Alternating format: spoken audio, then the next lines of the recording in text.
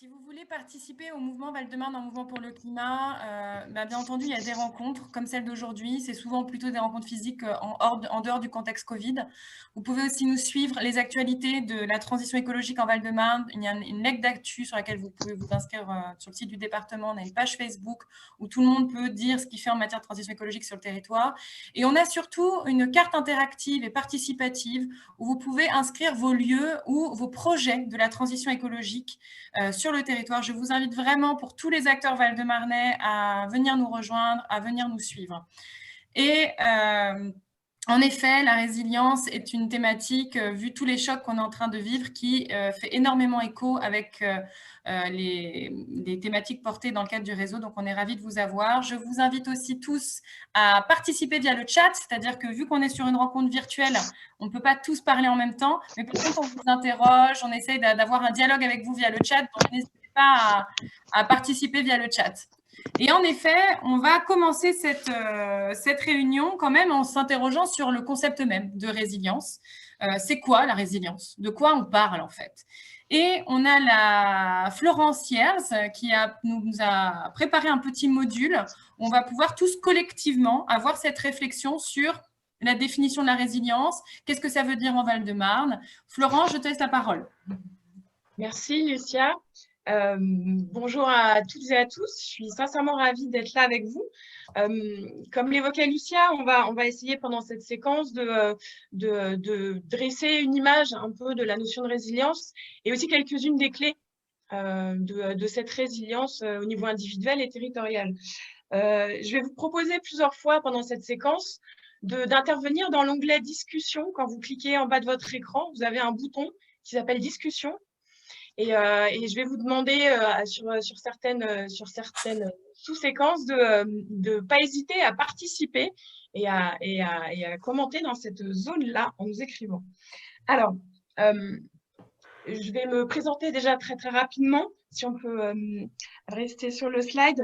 Moi, en fait, j'apporte au quotidien une boussole aux managers des associations et des entreprises pour les aider à faire transiter leurs organisations vers des modes plus résilients, plus respectueux des humains et de l'environnement et une innovation plus responsable.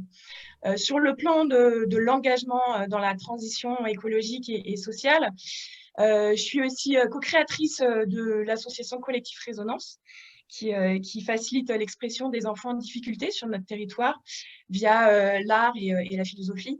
Et je suis aussi en action sur des projets biodiversité. Donc, on se retrouvera tout à l'heure pour ceux qui se retrouveront sur l'atelier biodiversité et accès au vivant. On se retrouvera avec Camille et Bertrand pour faciliter ça. Mais pour l'heure, donc, on va s'atteler à dresser un peu cette image collective de la résilience. Donc, pour ça, ce genre de sujet, j'aime bien partir de quelque chose d'assez concret pour ouvrir la réflexion. Et je vais, sur la slide suivante, merci, vous inviter à proposer une réponse à la question.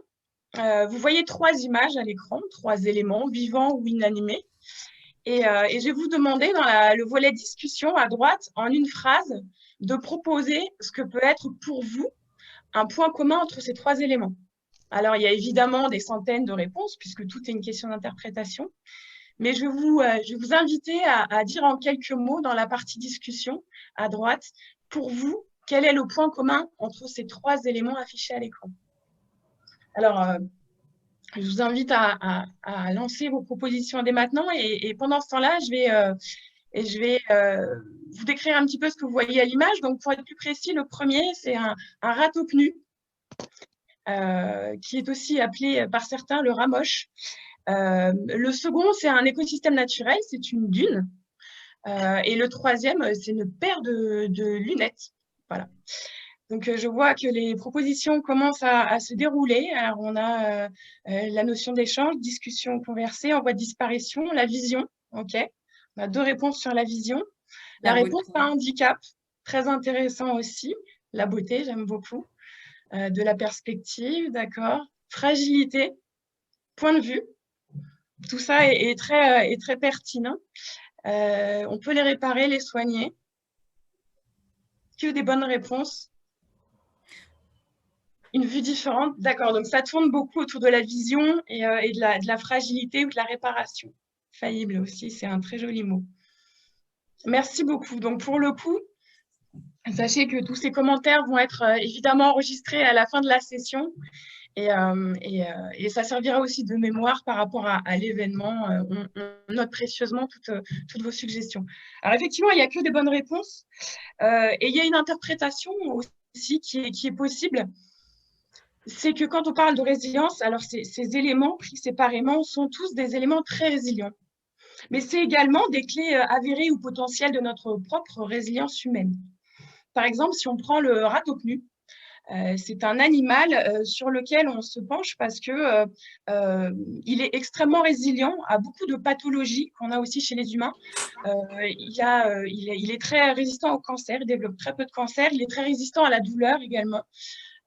Donc en fait, c'est à la fois un être vivant extrêmement résilient lui-même, mais les chercheurs se penchent aussi sur ses capacités pour essayer de les transférer à l'homme. Donc c'est également potentiellement une clé de notre résilience pour la santé. Si on passe à la dune, donc cet écosystème naturel, c'est vraiment un écosystème extrêmement résilient puisqu'il arrive à résister à des chocs, des ouragans, des grandes marées, des vents violents. Il y a un système racinaire très complexe, il y a une biodiversité qui est très élaborée, même si parfois ça a l'air assez sommaire. Donc, c'est un écosystème très résilient et il est aussi également clé pour la résilience, notamment des personnes vivant sur le littoral, puisque malheureusement, on s'en souvient avec Xynthia, et notamment la côte vendéenne, les villes où les dunes avaient été terrassées pour être remplacées par des voies ou par des digues. Malheureusement, il y a eu plusieurs dizaines de morts, plus de 50 morts pour être exact, sur la côte atlantique. Donc, on voit que c'est vraiment une clé de notre propre résidence littorale. Et puis, les clés, pardon, la troisième image, qui est celle des lunettes. En fait, c'est pour ceux qui sont extrêmement myopes, c'est évidemment un outil de résilience au quotidien. Et puis, c'est un outil qui lui-même, si vous prenez un choc dans la rue, votre paire de lunettes tombe, vous n'êtes pas en mesure de rentrer chez vous en totale autonomie. Donc, c'est la transition aussi avec le slide d'après. Merci. Puisque finalement, cette notion de résilience, elle est depuis longtemps familière, notamment pour les experts, par exemple, et notamment les acteurs de la transition, puisque depuis les années 70, c'est des notions qui venaient chez les experts, notamment sur les questions de transition alimentaire, par exemple, transition énergétique. Mais au niveau du grand public, c'est plutôt un terme, une notion qui est passée dans le grand public avec justement les matériaux. Donc, ces fameuses paires de lunettes. Bon, moi, j'ai plus de 40 ans. Peut-être que d'autres se souviennent ici des pubs dans les années 90 et 2000 où quelqu'un prenait une paire de lunettes, les tordait et elles revenaient à leur état initial. Ça a été la première notion. Donc, c'était plutôt sur les matériaux et les structures. Et puis, ça a percé également dans le grand public, notamment sur la question de la psychologie. Les psychologues évoquaient des personnalités résilientes et c'est très vite rentré dans les grandes assos ou dans les grandes entreprises. J'ai beaucoup travaillé avec les RH et la notion de personnes résilientes, de profils résilients, c'était quelque chose qui était discuté. Donc, les responsables RH, ce profil-là, il est très résilient. Tiens, si on le mettait dans une équipe qui est en train de se réorganiser. Voilà. Et puis depuis quelques années, dans les associations et les entreprises, c'est un terme qui s'est étendu aux organisations. Et ça, c'était avant le Covid. On en entend beaucoup parler depuis le Covid, mais ça faisait quelques années en signaux faibles que dans les conférences, les séminaires, les rassemblements, il était de plus en plus question de la résilience des organisations. Donc, en fait, si on croise toutes ces définitions, il y en a une qui englobe pas mal de dimensions et notamment qu'on retrouve régulièrement, c'est la capacité d'un élément, d'un individu ou d'un système à retrouver un état de fonctionnement normal ou améliorer à la suite d'un choc. Alors, si on peut passer à la slide d'après, des chocs, on en a vécu. Et le Covid a notamment cristallisé ce choc-là et l'a subdivisé en une multitude de crises. Crise économique, crise personnelle, crise familiale. Parfois, voilà, le Covid a catalysé ce choc-là, a catalysé un certain nombre de chocs qu'on vit tous et toutes dans nos vies. Donc là, on souhaitait se pencher sur la question des facteurs qui vous, depuis notamment le début de la crise du Covid, ces chocs multiples, qu'est-ce qui vous, à votre niveau personnel ou à celui de vos organisations, entreprises, collectivités, associations, quels sont les facteurs qui vous permettent d'être plus résilients dans la gestion de ces crises liées au Covid? Donc voilà, pareil, je vais vous proposer de nous dire ça en un seul mot si possible. Comme ça, Alice pourra collecter tous ces mots et en faire un nuage de mots. Donc voilà, si vous arrivez à nous partager ça, je vous invite à le faire dans la partie discussion. Donc on a déjà des mots qui sont proposés. Oui, en effet, hein, on est 80. Donc moi, je veux 80 mots. Hein. Attention. Hein. Au donc moins voilà, c'est 80. dans converser. Quels ont été les facteurs qui vous permettent d'être plus résistants là actuellement, hein, dans ce qu'on est en train de vivre actuellement au niveau de votre organisation ou vous-même personnellement, vous donnez un mot, vous pouvez en donner plusieurs, mais un seul mot.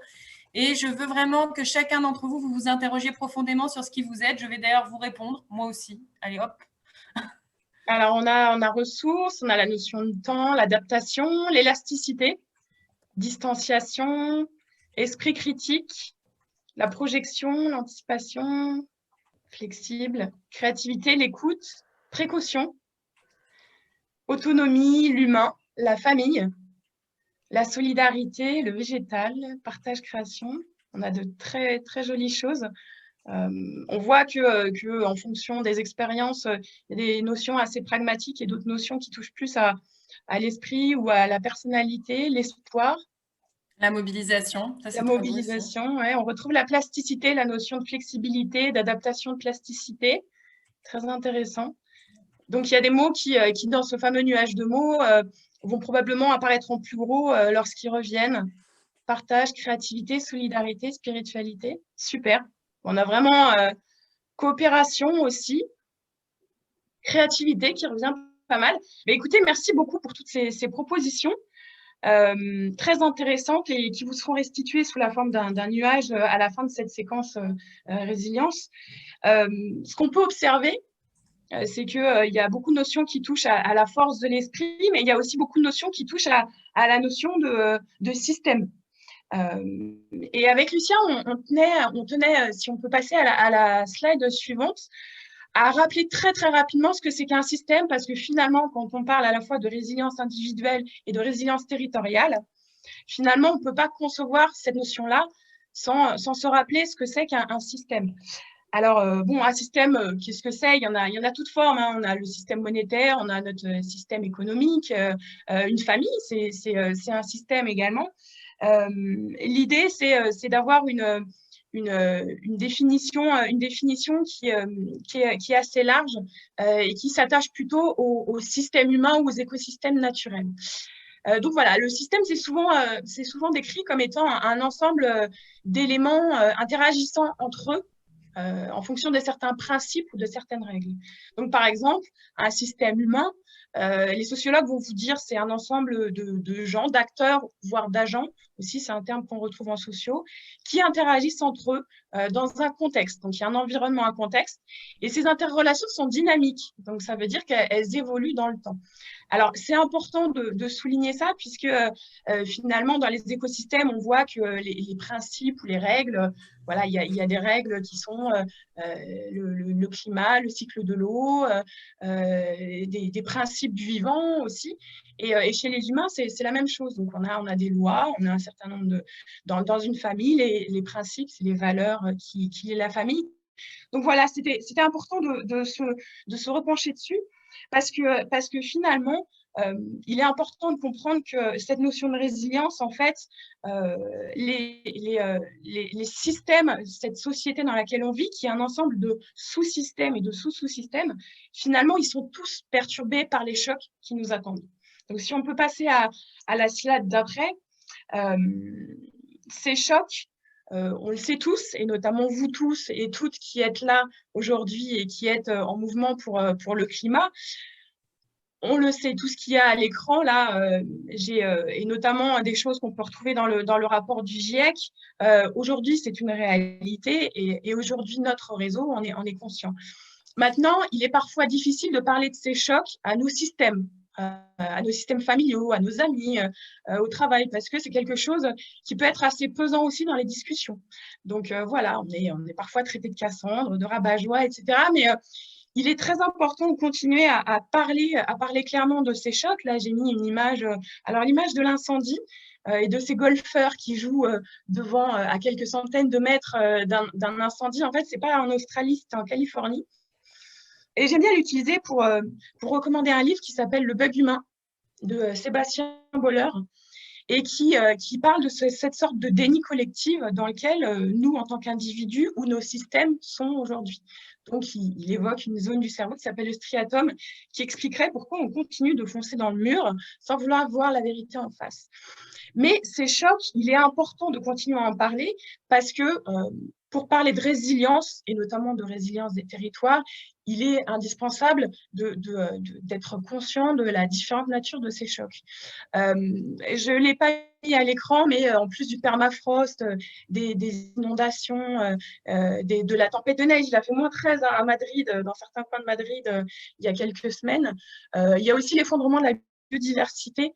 Certains évoquent une 6e extinction de masse, et c'est peut-être un choc plus sourd, mais aux impacts qui seront au moins aussi violents que les autres. Donc voilà, il est important évidemment de parler de ces chocs pour parler de résilience, mais l'avantage de l'angle de la résilience, c'est de dire, ben voilà, ces chocs, on peut en avoir une vision positive, une vision constructive. La résilience, c'est faire évoluer vers de nouveaux modèles de vivre ensemble, au niveau de la famille, au niveau de la commune, au niveau du département, de la région, et même pour faire société ensemble. Donc voilà, finalement, cette résilience, elle est bien pratique pour essayer de faire évoluer le débat et de le positiver. Donc voilà, pour évoquer ce sujet-là, si on peut passer à la slide suivante. Florence, je t'interromps pour 2 petites choses. Toutes les personnes qui nous ont rejoints les 10 dernières minutes, les 20 dernières minutes, je vous invite à vous renommer en mettant le numéro de votre atelier, votre prénom et votre nom pour pouvoir vous répartir plus aisément dans les ateliers. Et également, nous demander la référence du livre que tu cites, Le bug humain, de Sébastien Boer. Donc, la réponse est la bonne, Florence, c'est bien ça? Sébastien Boller. Boller, voilà, c'est ça. Avec N'hésitez pas, quand on parle, à poser vos questions sur le chat. On les lit, on vous répond. Et je te laisse continuer. Et je pourrais envoyer un lien aussi. J'avais facilité une intervention à la suite d'une intervention de Sébastien Boller sur son dernier ouvrage. Je pourrais vous envoyer un petit lien où il y avait une synthèse de la réflexion de l'intelligence collective. C'était très intéressant. Donc, merci pour cette parenthèse, Lucia. Avant de redonner la parole, juste sur ce slide, en fait, quand on parle des écosystèmes naturels et des systèmes qui sont les plus résilients, il y a une évidence aujourd'hui, c'est que c'est les systèmes naturels, les écosystèmes naturels. Pourquoi? Parce que la meilleure ingénieure du monde, ça reste notre Terre. La vie y est apparue il y a 3,8 milliards d'années. Et en plus de 3 milliards d'années, la Terre, le vivant, les écosystèmes ont tout testé.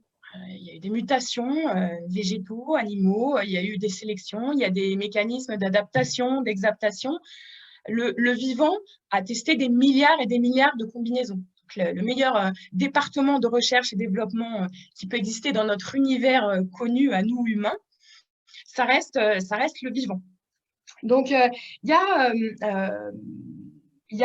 a par exemple l'exemple de la photosynthèse qui est souvent repris sur le sujet de l'énergie. La photosynthèse, on est en train d'essayer de revenir vers ce modèle-là pour essayer d'optimiser notre production et notre stockage d'énergie. On a les meilleures innovations en termes de matériaux, de structures, on les trouve dans le vivant et on est nous, dans cette image-là, on est tout à droite. Je ne sais pas si vous voyez cette courbe qu'il y a devant vous, mais dans l'histoire de l'évolution, on est vraiment à l'état primitif. D'ailleurs, certains évoquent de plus en plus le fait qu'on n'est pas des Homo sapiens sapiens, mais qu'on serait plutôt des Homo faber, qui fabriquent. Donc voilà, donc on est les écosystèmes naturels, des chercheurs se sont penchés pour connaître les caractéristiques, les principales caractéristiques de ces écosystèmes ultra résilients. Donc ce que je vais vous proposer, c'est de passer au slide d'après et de partager dans le chat pour vous, merci pour le slide, pour vous sur les 6 propositions, sur les 6 caractéristiques, les 6 éléments qui s'affichent à l'image. Si vous deviez en retenir 3, si vous pouvez mettre en une phrase pour vous les 3 caractéristiques de ces systèmes ultra résilients. Pour vous, qu'est-ce qu'elles seraient? Donc voilà, je vais vous laisser allez, on va se donner une petite minute pour vous laisser le temps de lire tout ça. Donc, il y a l'abondance en ressources, la diversité, l'adaptabilité, les circuits courts, l'auto-organisation ou l'autonomie ou les échanges multiples.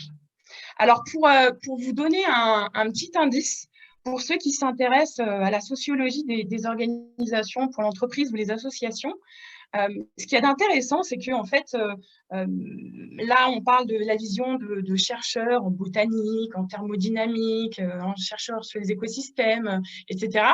Mais finalement, les travaux qui ont lieu plutôt sur les disciplines de type sociaux des organisations, les tout derniers travaux, notamment les travaux de Frédéric Laloux, sont en train de converger vers les mêmes conclusions. Donc voilà, je vois dans le chat diversité, adaptabilité, échanges multiples. OK. Donc, finalement, la diversité revient pas mal, l'adaptabilité. OK. Circuit court, échanges multiples.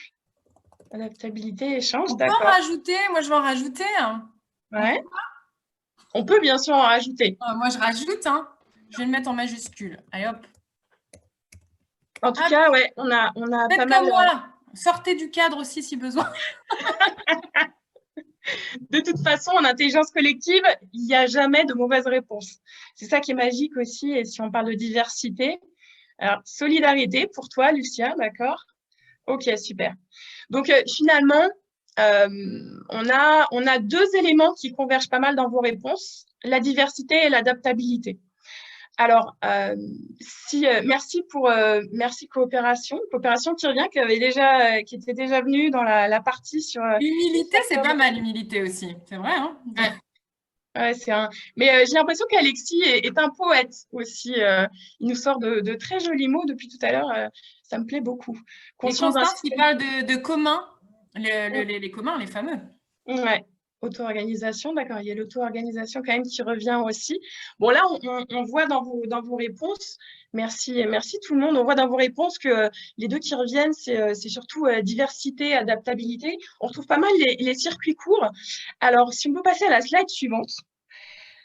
Voilà, ce qui revient en tout cas dans les travaux sur les écosystèmes les plus résilients, et c'est une approche, je pense, qui vous intéressera tous, puisque vous avez tous une sensibilité environnementale. Et je vais vous l'expliquer tel que les explique Emmanuel Delannoy, dont je vous recommande très, très chaudement les ouvrages, notamment Permaéconomie.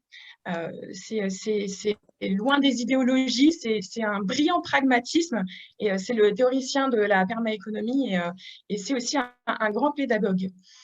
Donc en gros, la façon dont Emmanuel Delannoy résume ça, souvent, en fait, ça part souvent de la diversité. Alors la diversité, pareil, très pragmatiquement, plus on a de diversité autour de soi et plus on a de solutions à portée de main. Plus on a de solutions à portée de main, plus on a de clés, plus on est capable de s'adapter. C'est vraiment très pragmatique.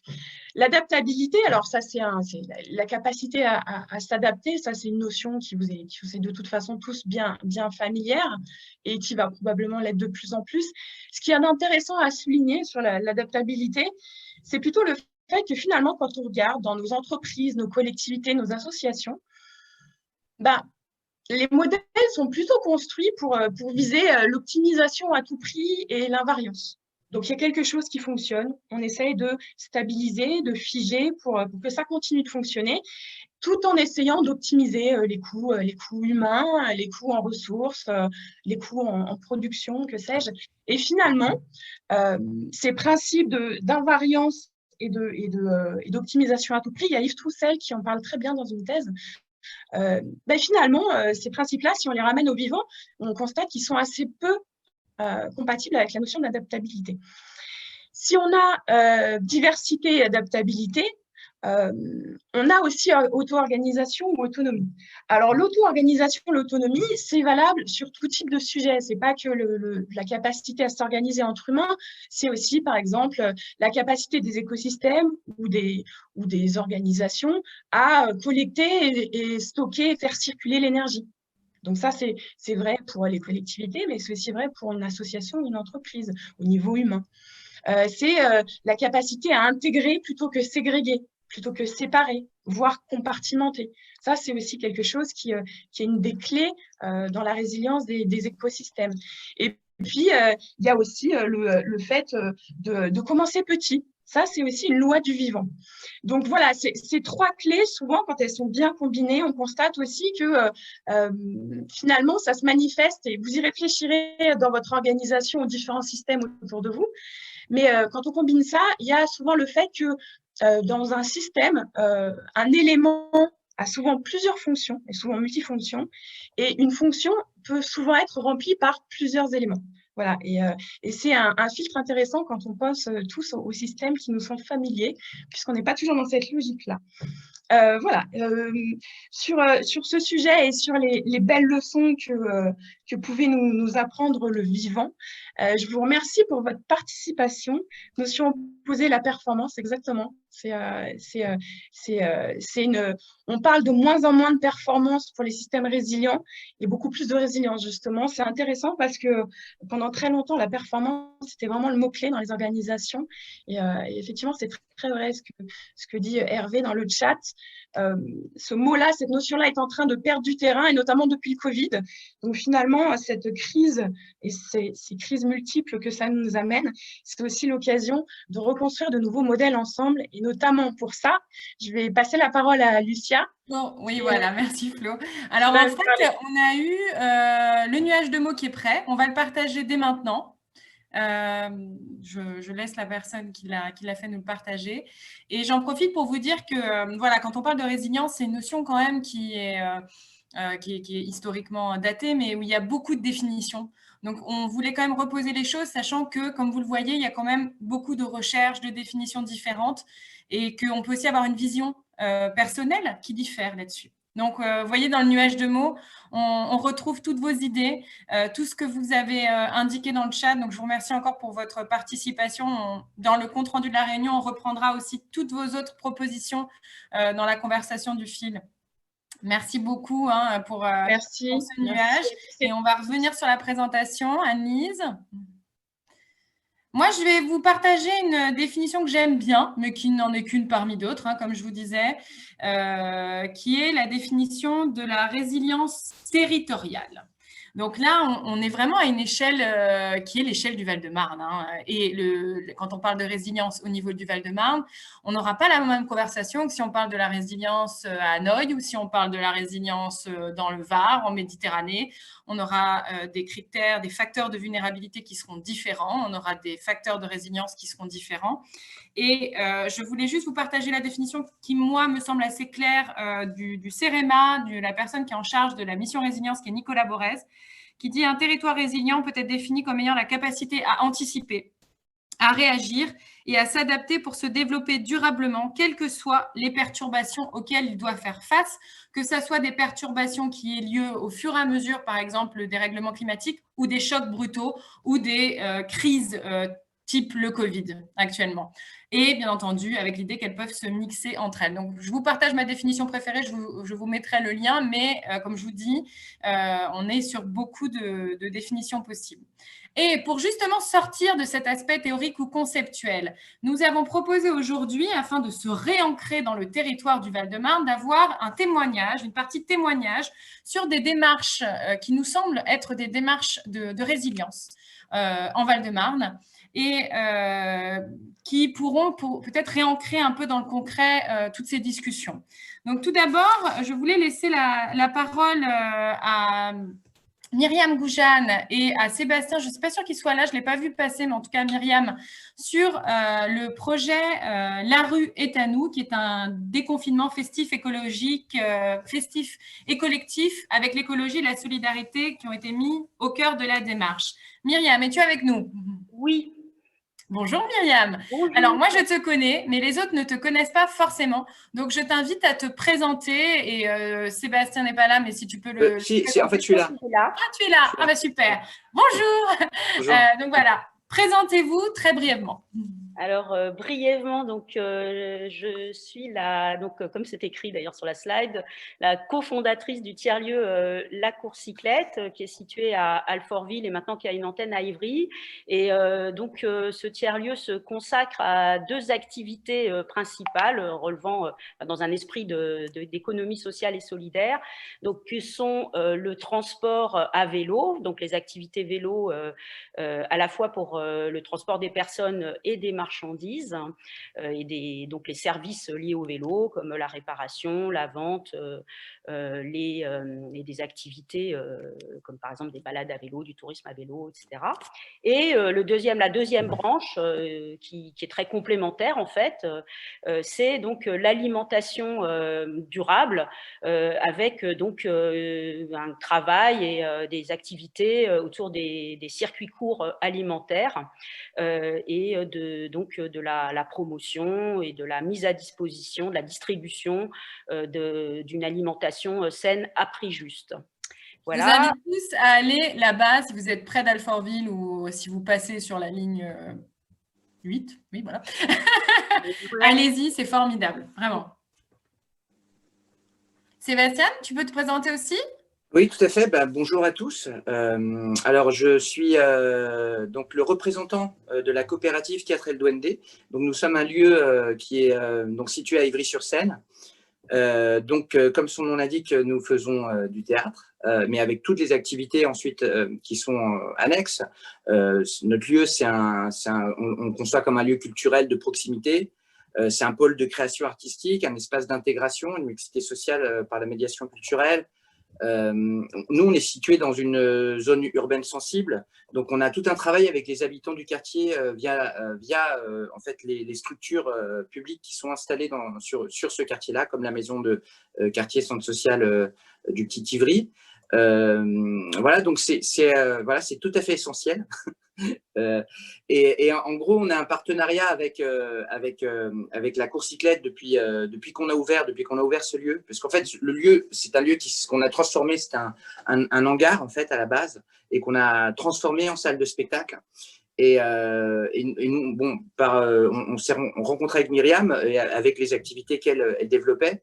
Et donc, on est partenaire sur beaucoup de projets, notamment Team Planet, qui sont des projets où nous travaillons avec les jeunes des quartiers autour de la question de l'écologie, où il y a des spectacles qui se montent. Donc, il y a tout un travail sur le terrain, et puis également un volet culturel, où les jeunes qui, par exemple, travaillent dans le quartier en voulant végétaliser ou par la suite, après, racontent leur expérience par le biais d'un spectacle.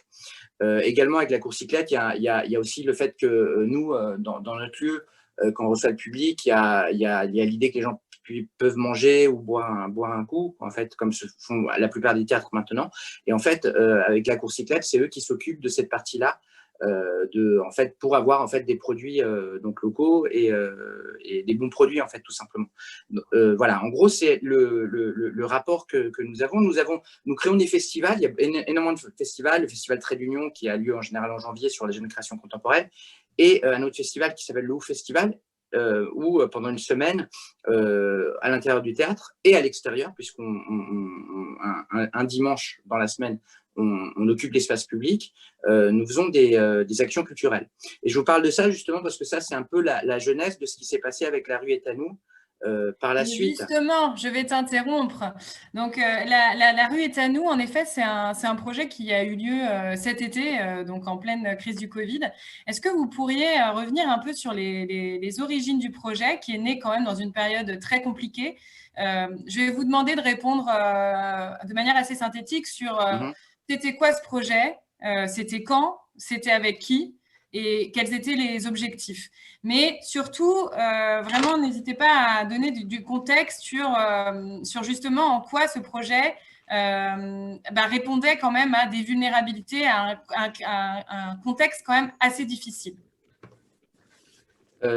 Alors, Myriam, tu veux commencer ou tu veux que je… Comme tu veux. Bon, je peux peut-être juste commencer puis comme ça, tu peut-être… Enfin, voilà, je commence comme ça. Donc, en fait, je vais juste revenir, justement, j'ai bien écouté tout à l'heure sur la résilience, ce que c'était.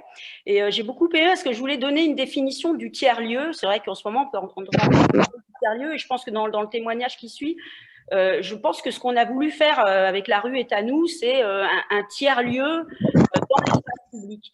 Et ce que j'ai bien aimé tout à l'heure dans la définition de la résilience, voilà, et des caractéristiques, c'est qu'en fait, ça reposait sur j'ai bien vu le camembert, là, avec trois thématiques que sont la diversité.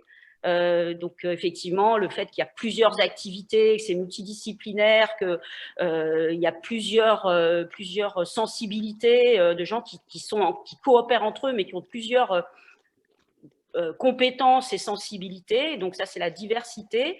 L'auto-organisation et l'autonomie, qui vraiment, je crois, est un des points forts de La rue est à nous.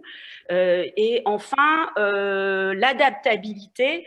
Et effectivement, un tiers-lieu, c'est quoi? C'est effectivement un lieu où on a une vocation de s'adapter au fur et à mesure du temps par ses complémentarités, ses coopérations, cette création collective. Et c'est pour ça que c'est très important que dans un tiers-lieu, et par exemple un tiers-lieu comme la Courcyclette, donc je disais, voilà, on fait du transport et de l'alimentation, mais il y a une troisième composante qui est hyper importante, qui est justement cette association avec le monde culturel et des artistes qui amène donc cette émulation, cette création collective, cette intelligence collective dont on a besoin pour se projeter dans le monde d'après, quoi. Voilà. Et donc, je crois que La rue est à nous, c'était vraiment ces trois idées. Et en fait, voilà, maintenant, je laisse peut-être la parole à Sébastien, mais je voulais faire un petit peu… Sébastien, n'hésite pas, parce que les gens ne connaissent pas le projet, hein, donc il faut vraiment… Oui, en fait, je pense que c'est marrant ce que Myriam dit ça, parce qu'en écoutant justement l'intervenante avant nous, ça a tilté en fait cette idée-là aussi, par rapport à l'adaptabilité, la diversité, l'auto-organisation. En fait, en gros, au moment du premier confinement, nous, en tant que lieu culturel, parce que nous, il faut savoir que la SCOP, nous sommes une coopérative, nous, dans une manière économique de fonctionner, nous, on n'a pas de subvention de fonctionnement. C'est-à-dire qu'on monte des projets, et on arrive à avoir des subventions à travers les projets, et on dépend énormément de notre billetterie, en fait. Et donc, au moment où le premier confinement est arrivé, il n'y avait pas encore toutes ces aides qui se sont mises en place, en fait. Donc, on a vraiment craint pour notre histoire, tout simplement, puisque c'est quelque chose vraiment qu'on a créé. On est une troupe de comédiens, ça fait 20 ans qu'on est ensemble, donc c'était notre projet. Donc, c'était un projet qui est collectif, vraiment. C'est pour ça que je dis que je représente la coopérative, je ne la dirige pas du tout, enfin comme une coopérative, comme on dit. Et en fait, on s'est retrouvé dans un moment très compliqué, presque limite dépressif, entre guillemets. On se disait, mais qu'est-ce qui va se passer? Et donc, j'ai eu Myriam par Zoom, et qui m'a dit non, mais en fait, il faut faire comme on fait au festival, il faut prendre la rue, il faut qu'on occupe l'espace public. Et enfin, moi, au départ, je l'écoutais d'une oreille parce que je me disais, ouais, bah, c'est ça, on va faire un théâtre dans la rue. Enfin, bon, bref, on était quand même dans un moment un petit peu complexe.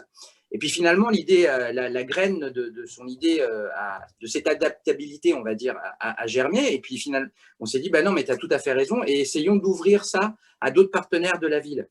Et donc, grâce au département aussi, parce qu'en fait, tout ça s'est impulsé aussi avec des personnes du département qui avaient vent de nos difficultés. Il y avait des budgets aussi qui ne pouvaient pas s'utiliser sur des actions qui devaient se faire. Et donc, en gros, nous, pendant le temps du confinement, on a commencé à construire ce projet de La rue est à nous. Et petit à petit, il y a eu d'autres possibilités d'avoir des financements. Et donc, en gros, on a fait un partenariat avec Envie de lire, qui est une librairie coopérative aussi, qui est à Ivry-sur-Seine, qui avait aussi les mêmes difficultés que nous, évidemment. Je parle bien du premier confinement, avec donc la Courcyclette, donc avec les associations aussi du lieu, avec Ne rougissez pas, qui est une autre structure qui s'occupe ils font du design. Et donc, en gros, on s'est dit, voilà, inventons quelque chose où les gens vont pouvoir venir au moment du déconfinement, c'est-à-dire amorcer se dire qu'à un moment, on va forcément ressortir. Et donc, on s'est dit, il faut que nous, on soit prêts. Et donc, en gros, c'est un projet qu'on a préparé pendant tout le confinement. Et au moment du déconfinement, on a pu sur 1 mois et demi, en fait, faire énormément d'activités culturelles. Enfin, il y avait de l'alimentation qui était… l'alimentation et le transport, en fait, c'est la course cyclette qui s'en occupait. C'est-à-dire que, par exemple, des gens faisaient des balades à vélo. Et dans le cadre des balades à vélo, dans Ivry, on avait fait des spots où il y avait des artistes qui faisaient une chanson, par exemple, ou un poème, ou des jongleurs, ou un quartet musical. Donc, il y avait cette idée que la culture était là aussi dans la rue. Il y a tout ce qui est culture. Donc, nous, en fait, à l'intérieur de la rue, on faisait un plateau où il y avait du théâtre fait par les habitants, parce qu'on faisait des ateliers aussi avec les habitants qui ne partaient pas en vacances, parce que Sébastien, j'en profite, on va juste laisser Je vais trop vite. Non, c'est pas ça. On va laisser notre facilitatrice graphique dessiner tout ce que tu dis en direct. Voilà. D'accord, pas de souci. Et donc, en tu gros, vas voir l'écran changer. C'est juste ça. Il y avait aussi l'idée de végétaliser en fait la rue. Donc, et on a investi pour acheter des plantes. On nous a aussi passé des plantes. Et puis aussi comment en fait d'un coup la rue qui en fait est un espace public, on se le réapproprie en fait. Et ça c'était super important. C'est-à-dire il y avait le fait d'avoir été enfermé et que d'un coup la rue devienne quelque chose qui est moteur, qui est la scène, qui est en fait l'espace où on peut se retrouver, ça a pris sens, je pense, dans cette action. Et on a eu énormément de monde, en fait. C'est-à-dire que moi, au départ, je connais bien, on connaît bien notre quartier, ça fait 5 ans qu'on est là-bas. C'était sur juillet-août, il faut savoir, c'était entre le 1er juillet et le 15 août. Moi, j'avais peur, au bout d'un moment, que ça s'essouffle un petit peu, parce que certaines personnes peuvent… Et en fait, ça ne s'est pas du tout essoufflé, on a eu du monde, énormément de monde qui était… Et il y a eu… ça fait du bien, en fait. Je pense que là, il y a la question de résilience… La diversité, en fait, parce qu'il y avait la diversité des acteurs culturels, associatifs, c'est l'adaptabilité, parce que finalement, le projet, il a fallu, c'est pas nouveau de se réapproprier de la rue, c'est pas quelque chose qu'on a inventé, mais la forme dans laquelle on l'a inventé, je pense qu'elle était nouvelle. Et puis, l'auto-organisation, c'est-à-dire que il n'y avait pas même si d'une certaine manière, il y avait une manière de travailler, il n'y avait pas c'est-à-dire qu'il n'y a pas de chef, en fait, en gros. C'est-à-dire que chacun avait son espace, on a construit le projet ensemble. Et ça, je pense que c'est super important, quoi. Moi, je crois vraiment, je pense que ce n'est pas une utopie, pardon. Nous, dans notre coopérative, c'est comme ça qu'on fonctionne, c'est-à-dire que on partage les idées. Ça prend du temps parce qu'on discute énormément, mais au bout du bout, quand on arrive à monter le projet et qu'il prend vie, il devient beaucoup plus fort et plus intéressant. Voilà, donc ça a été une aventure Combien de magnifique. personnes ont participé à La Rue est à nous pendant tout cet été? On était une équipe de à peu près 50 personnes. Rien que dans l'organisation, parce qu'en fait, il y a eu beaucoup de bénévoles, il y a les amis de la course cyclette, il y a les amis du Duende. Ce qui était beau aussi, c'est qu'au fur et à mesure, les habitants du quartier ont également mis la main à la pâte. Ils nous aidaient à désinstaller la rue. Ils nous apportaient… En fait, ce qui est intéressant, c'est qu'on a rencontré des gens qu'on ne connaissait pas. Nos voisins, on ne les connaissait pas, en fait. Et donc ça, c'était quelque chose de très beau. Je ne sais pas si tu veux dire quelque chose, Myriam, parce que j'ai pas mal parlé. Moi, je voulais juste compléter. D'abord, je voulais rebondir sur cette affaire que les habitants, le public, en fait, s'est mis à participer, notamment pour la logistique, le rangement. Le soir, il faut quand même voir que tous les dimanches soirs, parce qu'en fait, ce qui est fondamental dans ce qu'on a fait, c'est qu'effectivement, on est allé dans la rue, donc une rue qui normalement est ouverte à la circulation, et donc on fermait la rue à la circulation le matin pour la rouvrir le soir, et ça c'est vraiment l'organisation qui faisait ça, c'est-à-dire qu'on avait notre équipe de sécurité, d'ailleurs on a même payé un agent de sécurité pour pouvoir sécuriser l'endroit, et le soir, il fallait, le dimanche soir à 18h, il fallait vraiment se dépêcher pour ranger toutes ces installations, de manière à rouvrir la rue. Et au fur et à mesure des week-ends, on a eu la participation des gens. Et c'est là où, parce qu'on pourrait dire, ils ont fait une fête de quartier, il y a les Barnum qui arrivent, et puis le soir, ça repart, etc. Et donc ça, c'est quand même, qu'est-ce qu'il y a de nouveau là-dedans? Mais ce qui est vraiment, je crois, très, très original, en fait, c'est que c'est nous qui avons organisé cette fête de quartier, et du coup, les gens s'approprient en fait l'espace public. C'est vraiment cette vocation cette intention que les gens s'approprient l'espace public et imaginent en fait voilà, que c'est à eux, ça devient à eux. Et c'est vrai que c'est quand même un problème récurrent dans les politiques publiques de dire que le problème, c'est que les gens ne s'approprient pas l'espace public, et que de plus en plus, dans un monde individualiste, on est retourné vers son espace privé et pas du tout vers l'espace public. L'espace public n'appartient à personne, alors que là, on a créé les conditions pour que les gens se réapproprient complètement l'espace public. Ils étaient vraiment chez eux. Enfin, et est-ce que vous pouvez parler de l'endroit exactement, donc, parce que nous, on en a parlé, hein, j'ai fait je vous ai interviewé précédemment, mais le quartier qui est juste à côté, le lien avec le centre-ville, et parce que ça, c'est une vraie… Enfin, j'ai trouvé que c'était vraiment très, très lié à la thématique de la résilience. Oui, tout à fait. C'est-à-dire que, enfin, je prends juste parce que j'ai un peu pensé à ça. C'est vrai que c'est un quartier excentré, enfin tu me corrigeras Sébastien, mais c'est à la fois proche du centre d'Ivry, mais comme c'est sur un plateau et que c'est un quartier populaire avec notamment une cité importante, la cité Hoche, qui Pierre et Marie Curie, qui finalement est le centre de ce quartier, et le théâtre est dans cette rue qui est à la fois une rue assez large finalement, mais dans laquelle il y a pas beaucoup de circulation, mais quand même. Et le théâtre est vraiment finalement une espèce de spot.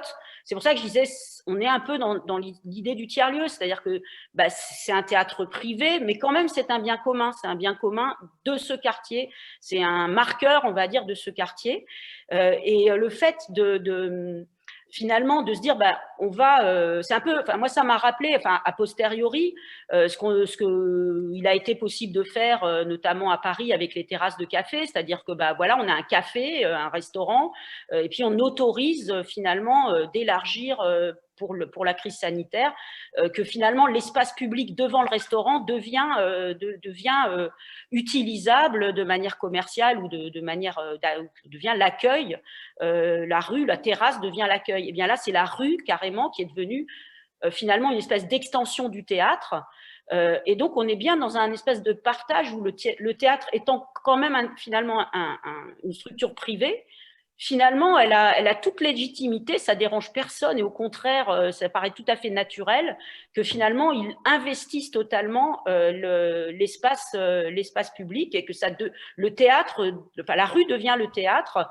Et pourquoi c'est possible aussi ? C'est parce qu'effectivement, le théâtre est capable d'attirer d'autres structures qui se disent, oui, nous, on a envie, par solidarité, parce qu'effectivement, il y a une urgence d'aider le théâtre à ce moment-là, mais pas que, c'est pas qu'une histoire de solidarité, c'est que aussi on a envie d'être là. La Courcyclette avait envie d'être là parce que ça lui permettait d'organiser des balades à vélo et donc elle aussi de finalement s'exprimer pendant la crise écologique qui l'affecte également, mais également voilà, effectivement envie de lire, la librairie. Moi je voulais souligner aussi le fait qu'il y avait vraiment aussi une intention de mettre des équipements, enfin on n'est pas allé chercher les barnums de la ville ou voilà, ou des équipements classiques dans les fêtes de rue. On a vraiment créé nos propres équipements et avec toujours cette idée que ça allait susciter de l'émulation pour que ces équipements inspirent sur ce que pourrait être cette rue demain, c'est-à-dire avec beaucoup plus de végétalisation, beaucoup plus d'équipements qui sont avec des choses recyclées ou des fresques, des choses artistiques, etc. Enfin, fait par la main de l'homme avec l'énergie Oui, c'est la manière dont vous voudriez voir la rue tout le temps, en fait, au final. Voilà, exactement. Donc, c'est un peu préfigurer les usages de demain, quoi. Myriam, je t'interromps parce qu'on a quand même pas mal de questions sur le chat. Alors, pour la fluidité, je suis désolée, mais en fait, je crois que je vais juste relayer vos questions ou vos remarques pour accélérer un peu pour améliorer la fluidité. Donc, tout le monde indique que c'est une magnifique initiative. Il y en a certains qui s'interrogent en disant est-ce que c'était bien que dans la rue ou il y avait d'autres endroits qui participaient à l'initiative ? Il y avait les balades à vélo, c'est-à-dire qu'en fait, on a créé un ensemble de balades qui sont appelées le plateau entre en scène. Alors, c'était un jeu de mots, le plateau, parce que c'était le plateau physique, enfin géographique, mais également bien sûr le plateau théâtral. Et entre en scène, toujours pareil, cette double scène, la scène de théâtre et la scène d'où les gens du plateau vont peu. En fait, les gens du plateau se déplacent peu vers la scène, alors que c'est au niveau territorial certainement l'actif le plus important, notre bien le commun le plus important, la scène. Et donc, on avait organisé donc toute une série de balades thématiques qui partaient donc du théâtre, du plateau, et qui allaient vers la scène. Donc, Sébastien a donné par exemple un exemple de balade où on avait donc une artiste, une compositrice, artiste musicienne, compositrice, qui a le temps de la balade avec les participants, donc avec le grand public, très, très mixte. Nous avons donc composé une chanson. Donc un peu, voilà, avec le système des mots-clés de tout à l'heure, mais plutôt que ça fasse un visuel, ça a fait donc une chanson. Et donc quand on est remonté sur le plateau, ce qui peut être chantier à vélo, eh bien on a chanté devant le public cette chanson, c'est-à-dire que pendant que on était sur la scène, enfin sur la scène, donc en bas, la musicienne envoyait donc les notes, enfin la partition qu'elle composait dans sa tête à ses collègues musiciens qui étaient sur le plateau avec leurs instruments. Et quand on est arrivé, il y a eu déjà un comité d'accueil, comme un peu l'arrivée du tour, quoi. Et ensuite, donc, on a chanté sur le plateau, cette fois-ci, donc, pour le public, cette chanson qu'on avait composée au bord de la scène. Donc, voilà, exemple d'une je t'interromps. On a une question en fait qui fait écho à une autre. Donc on a Alexis qui dit: que retirez-vous de cette expérience au regard de l'évolution de la situation actuelle? Est-ce que vous avez eu des retours des personnes qui ont participé? Les gens sont amenés à s'isoler de plus en plus actuellement. Et en parallèle, je voulais reparler aussi d'un projet qui a été évoqué dans le chat, que je n'arrive pas à dire, mais je crois que c'était la compagnie Arsenic qui disait qu'elle allait aussi monter un projet pas similaire, mais est-ce que la personne qui a mis peut intervenir très brièvement à l'oral pour dire son projet, très brièvement? Je sais pas oui. si... Bonjour, vous m'entendez?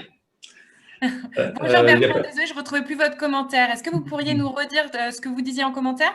Mais en fait, on est en train de monter un projet autour du Jour de la Terre, qui est un projet la Journée de la Terre, c'est une journée mondiale en fait qui a été créée il y a 50 ans. Et là, on est dans les moments des 50 ans du Jour de la Terre. Et dans cette optique-là, en fait, la compagnie qui est déjà implantée sur la ville depuis longtemps, sur la ville de Cachan, développe un projet qui va se travailler entre le 6 et le 22 avril. Alors, on ne sait pas si on sera en présentiel ou pas, mais on est en train d'inventer des outils pour pouvoir faire les deux, en présentiel et en virtuel. Et donc, on a réuni une quarantaine de structures de la ville, que ce soit dans tous les domaines, en fait, que ce soit en ESS, en artistes, en personnes aussi, parce qu'en fait, on part du principe qu'on prend une unité de personnes, que ce soit une structure, une personne, un collectif, tout ça, c'est un. Et en fait, à partir de là, sur chaque personne, on pose une question très simple, c'est qu'est-ce que toi, tu as envie de faire pour le Jour de la Terre? Et vous étiez en lien ou pas avec... vous aviez eu écho de l'initiative La Rue est à nous? Non, non, je ne connaissais pas. Justement, c'est pour ça m'intéresse, parce qu'on est un peu dans le même état d'esprit. Il y a des artistes qui vont faire des choses. Vous nous enverrez toutes les infos, comme ça on pourra relayer à l'ensemble des participants. Oui, bien sûr, on vous enverra tout ça, c'est pas de problème. Et justement, donc pour reboucler, je pense que ça va être dans les dernières questions, enfin ça va être certainement la dernière question, c'est-à-dire et maintenant, c'est-à-dire la première question, je reboucle, comment les gens qui ont participé à La Rue est à nous maintenant s'inscrivent est-ce que vous avez eu des retours? Et qu'est-ce que vous prévoyez en 2021, vu qu'on est toujours en fait dans cette crise du Covid? En fait, par rapport à cette question, il y a en fait les partenariats avec tous les intervenants, que ce soit les partenaires associatifs, coopératifs ou les artistes. En fait, il y a cette volonté de continuer en fait cette initiative. On est déjà en train de penser à La Rue est à nous 2021, puisqu'en fait, je pense qu'on est plus ou moins dans la même situation. Donc, alors, ce qui est important, c'est que il faut des financements. Ça, je pense que c'est-à-dire que nous, si vous voulez, par rapport à nos actions, nous, on est des utopistes. Donc, quand il faut faire, on fait. C'est-à-dire qu'on fait des demandes de subvention, qu'on en a, c'est super parce qu'on peut vraiment le faire comme on l'imagine. Mais sinon, c'est pas ce qui nous empêche c'est pas ce qui nous arrête en fait. Néanmoins, par rapport à cette expérience, le fait qu'il y ait eu des moyens, on a pu vraiment construire quelque chose de plus solide. Donc, maintenant, il va y avoir des dossiers de demande de subvention à transmettre. Les partenaires institutionnels ont vu qu'effectivement, c'était un projet qui était viable. Donc, je pense que ça va nous permettre de le réimaginer, mais maintenant en incluant un peu plus les partenaires. C'est-à-dire qu'au départ, De la rue est à nous, c'était vraiment plus entre la course cyclette et nous, la Skopje Trail-Bondé. Maintenant, si on se met à faire la deuxième édition, forcément, on va l'ouvrir peut-être à d'autres idées. Donc, ça va être beaucoup plus riche, je pense. Mais je tiens à insister, il y a quelque chose d'intéressant par rapport à ces actions dans le même moment que l'on vit, nous autres, que ce soit les artistes, en fait, en général. C'est-à-dire que moi, je trouve intéressant les chemins de traverse qui sont devant nous. Et peut-être qu'on pourrait aussi faire ce parallèle avec ce que c'est que l'écologie, c'est-à-dire comme les ZAC, par exemple. C'est-à-dire, quand je dis ça, c'est que comment on arrive à un moment donné, parce qu'on est dans une sorte, souvent, on essaie de trouver la zone grise pour pouvoir faire ce qu'on doit faire. Parce que c'est un combat d'une certaine manière. Là, par exemple, nous, on a une vitrine au théâtre, juste devant le théâtre, et donc on a fait des petits spectacles en click and collect dans la vitrine. Ça, on l'a fait au mois de décembre. Pourquoi ? Parce que pour nous, on considère que déjà, nous, pour notre santé mentale, c'est important qu'on puisse avoir ce rapport, même s'il y a 6 personnes.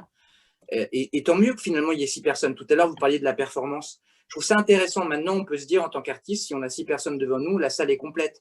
Je trouve ça intéressant aussi, cette notion-là. On n'est plus dans cette notion de performance de dire qu'il faut 3000, 4000, 5000. Non, si on touche 6 personnes, c'est déjà quelque chose. Donc, il y a un travail de résistance à travers ces chemins de traverse, en fait.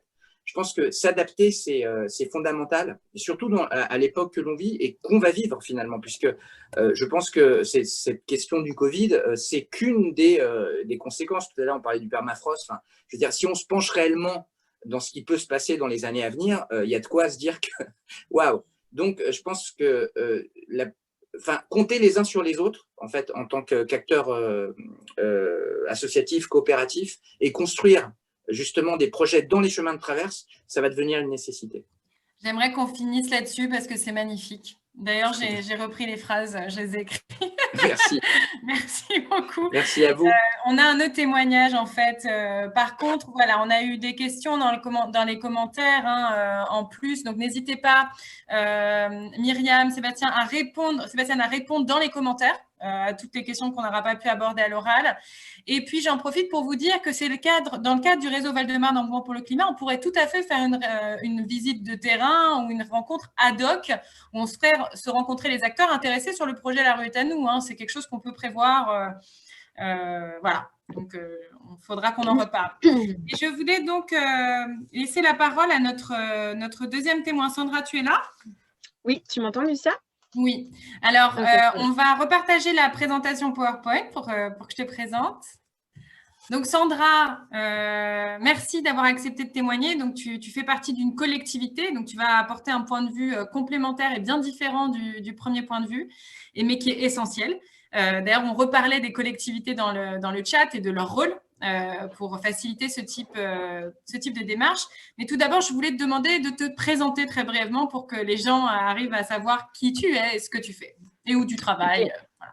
Ok, donc bonjour à tous. Donc, je suis Sandra de Souza, je suis responsable plan climat et énergie à l'établissement public territorial Paris-Est Marne-et-Bois. Donc, peut-être que tout le monde n'identifie pas ce qu'est un établissement public territorial. Donc, nous sommes une intercommunalité du Val-de-Marne de 13 communes regroupant un peu plus de 500 000 habitants. Donc voilà, l'EPT a été créé donc en 2016 suite à la loi NOTRe. Donc nous sommes une collectivité assez récente en construction. Donc voilà, mais on fait quand même, on essaie de faire quand même pas mal de choses et on a pas mal avancé depuis 5 ans maintenant. Donc voilà, l'idée, c'est qu'aujourd'hui, je puisse un petit peu vous présenter notre philosophie en matière de transition écologique, comment on construit nos politiques publiques et comment on intègre du coup la résilience dedans. Et aussi, je pense, la complémentarité, comme tu disais, Lucia, avec ce qui a été présenté juste avant. Donc, et tu disais tout à l'heure, justement, tu reprenais la définition de la résilience, mais d'un point de vue collectivité. C'est un petit peu différent. Et c'est Sandra, c'est complémentaire. Je voulais te poser une petite question et en parallèle aussi te demander de m'indiquer quand tu auras fini d'utiliser la présentation. Comme ça, on repassera la main à Sophie pour nous faire le dessin en direct. Donc, tu nous dis quand c'est bon pour toi, pour que Sophie reprenne la main et illustre tes propos. Okay. Mais justement, on va poser la question. Quand on parle de résilience et de transition à l'échelle d'une collectivité, qu'est-ce que ça veut dire en fait? C'est quoi en fait pour une collectivité? Comment une collectivité se positionne par rapport aux vulnérabilités, par rapport à de son territoire? Comment elle fait le lien avec les politiques de transition écologique? Quelle est votre vision là-dessus? Sachant que ce sera la vision de ta collectivité, pas forcément de toute. Mais, Oui, bien sûr. Et je pense que pour avoir aussi échangé avec différentes collectivités, on n'a pas forcément tous la même vision ni la même définition de justement cette notion de résilience. Je pense que la base, c'est aussi de voir ce qu'on entend par transition écologique. La base, c'est ça. Aujourd'hui, on parle de transition écologique, transition énergétique. On ne sait plus trop si on parle du coup d'énergie, d'écologie. Comment on relie un petit peu tout ça? Qu'est-ce qu'on y intègre?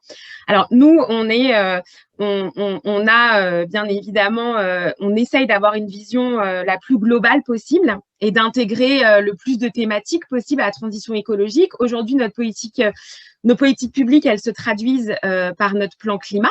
Donc là, c'est notre base du coup qui nous permet de planifier et d'établir une stratégie en termes de transition écologique.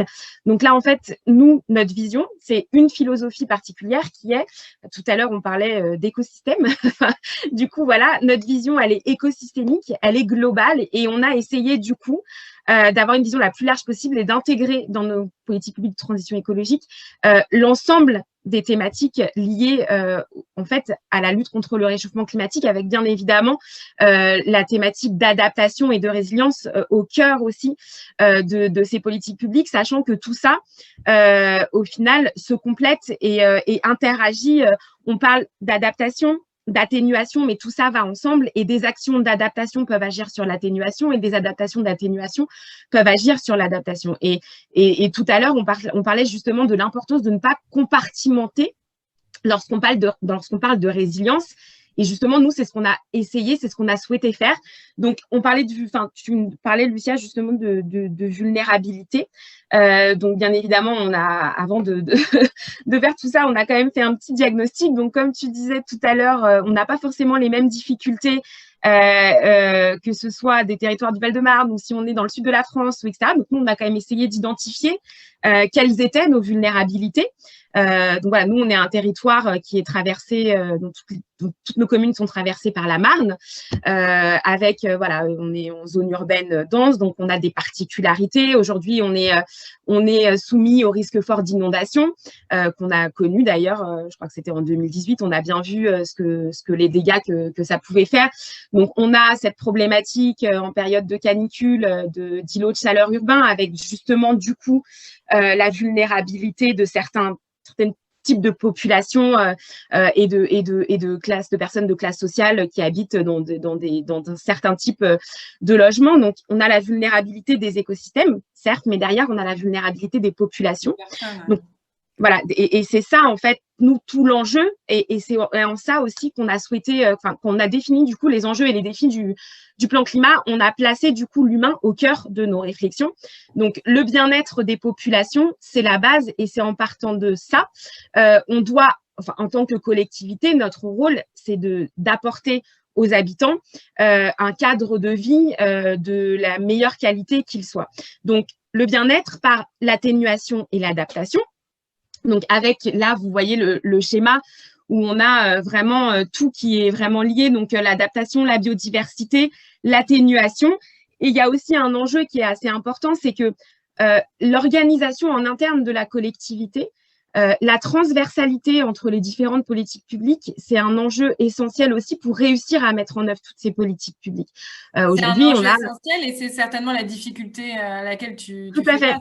Alors, c'est une des difficultés à laquelle on fait face, et l'autre difficulté, c'est exactement ce qu'on disait tout à l'heure, c'est d'arriver à ne pas séquencer, parce que au final, on voit toutes ces politiques nationales qui au final sont très très séquencées, et de faire avec tout ça quelque chose de global, c'est pas forcément évident. Donc il y a ces deux difficultés, mais au final c'est un peu la même chose. C'est vraiment comment on fait en sorte que les différentes politiques publiques d'une même structure puissent se complémenter et aller dans le même sens. Et c'est vraiment ça, parce qu'aujourd'hui, la résilience, OK, donc il y a les politiques de transition écologique, mais derrière, on a l'aménagement du territoire, c'est pas la même direction, c'est pas la même politique, c'est pas les mêmes élus non plus, ils ont peut-être des visions aussi différentes. Donc tout ça, c'est à nous aussi de faire en sorte que d'essayer de véhiculer un seul message, et que ce soit au final le même pour un socle commun.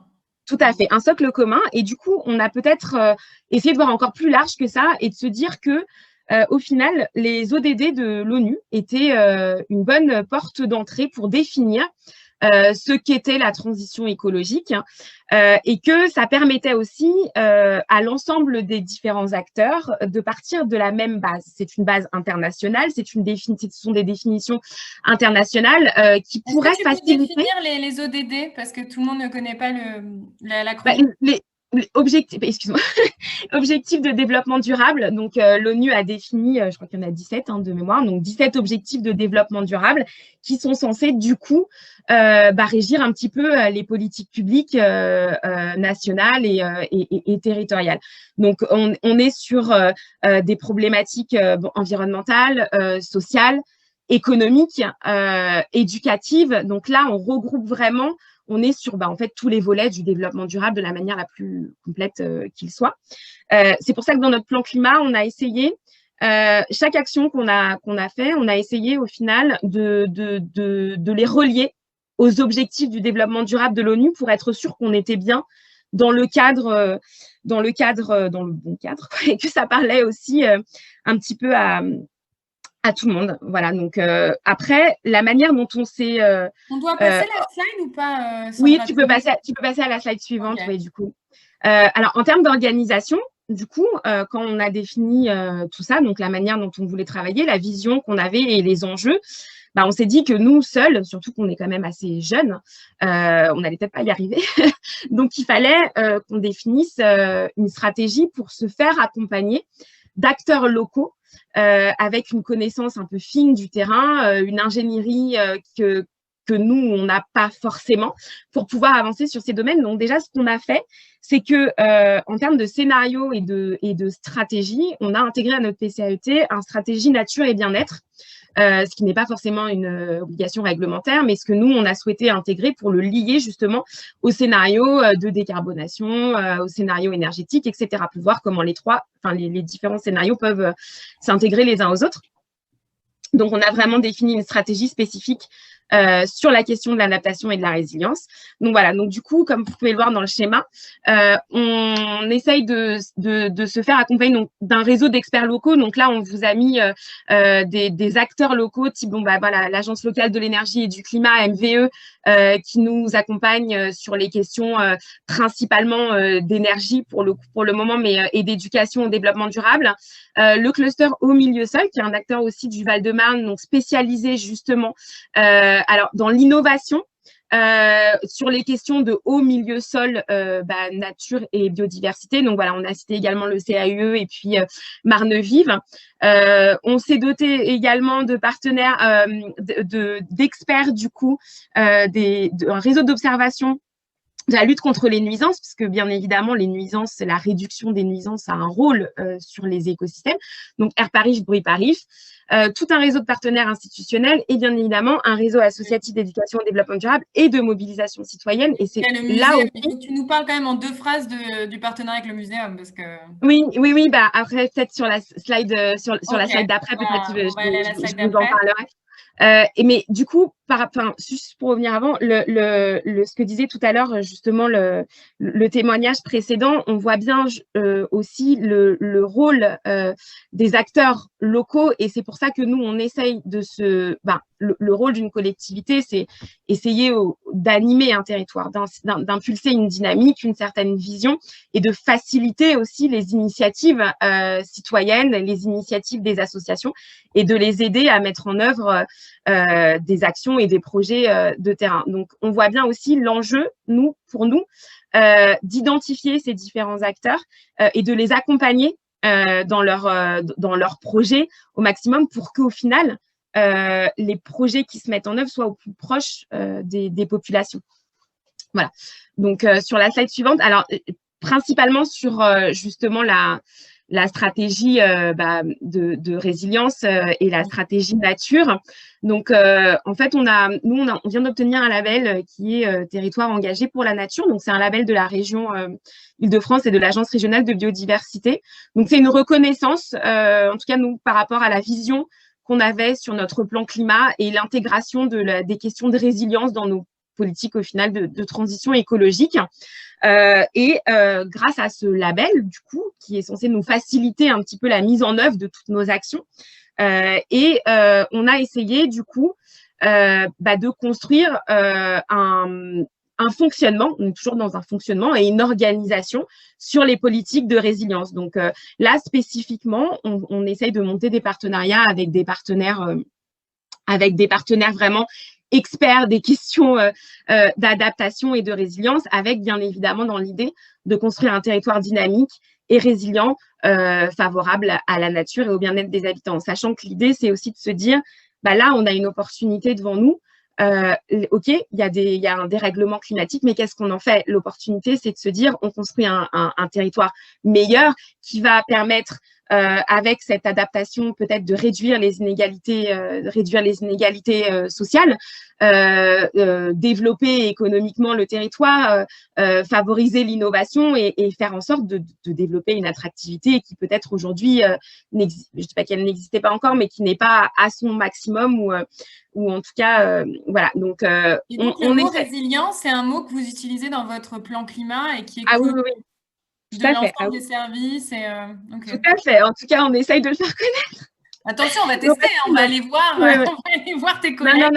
Non, mais de toute façon, c'est encore une fois, c'est un message aussi qui est bien passé en interne et même au niveau de nos élus. Enfin, je veux dire, c'est vrai que quand on a reçu le label territoire engagé pour la nature, on a souhaité faire une conférence de presse avec l'Agence régionale de biodiversité pour expliquer aussi les enjeux liés à l'adaptation et à la résilience. Et bien évidemment, on a mis en avant ces questions-là et on a dit que c'était primordial en fait dans les politiques de transition écologique. Donc non, là-dessus, c'est un mot. Est-ce qu'il te reste beaucoup de slides ou pas? Parce que là, au niveau du timing… Non, c'est la dernière, on peut faire. J'invite Sophie à partager son dessin qu'elle a dû dessiner en même temps que Sandra parlait.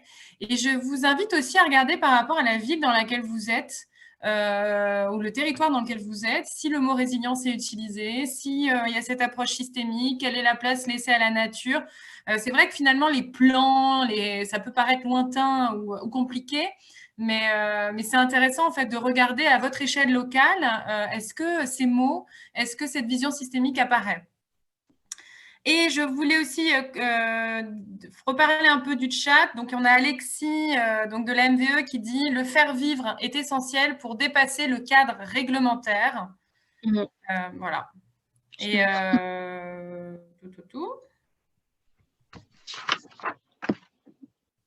les plans climat, les démarches de plan climat sont un levier qu'il faut faire vivre. Merci Sophie pour ce dessin. Je vous remercie en tous les cas, toutes les deux, pour ces témoignages qui, j'espère, introduisent un peu les ateliers de ce matin parce qu'il est temps de nous répartir en ateliers. On va quand même laisser 2-3 minutes de petite pause si vous voulez vous désaltérer, regarder la fenêtre et plus l'écran. Avoir un petit moment de break et en même temps, on vous répartira dans les ateliers. On a essayé de suivre vos souhaits au maximum du possible, quelquefois ça n'a pas été possible, pour qu'on ait des ateliers composés à peu près du même nombre de personnes. J'en profite pour remercier l'ensemble des membres du réseau Val-de-Marne en mouvement pour le climat qui animent ces ateliers. Donc, on a l'atelier alimentation qui est animé par Carole Cargo de l'association J'aime le vert, la Myriam donc de la Courcyclette qu'on retrouve sur l'animation d'un atelier sur la mobilité et la logistique en lien avec la résilience toujours. Florence, qu'on a eu ce matin, qui anime un atelier sur la biodiversité, l'accès au vivant et à la nature. On a une collègue du département, Mélisande Pavillet, qui va animer un atelier sur l'économie sociale et solidaire. Comi Alali du CAE 94, qui va animer l'atelier sur l'énergie.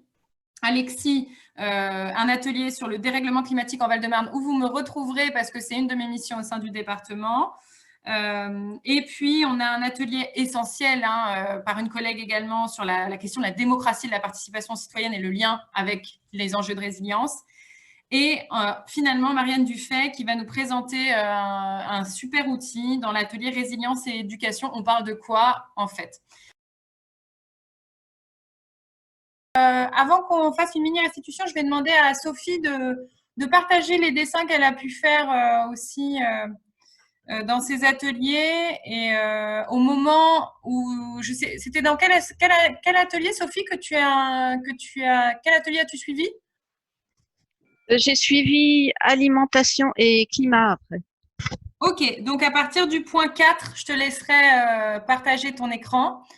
Pour la restitution, comme il est 11h41, je vous invite donc soit l'animateur, soit son binôme à nous indiquer, dans le cadre des échanges qui ont pu avoir, les deux leviers de résilience principaux qui ont été évoqués dans votre atelier par rapport à votre thématique, par rapport à votre situation de base.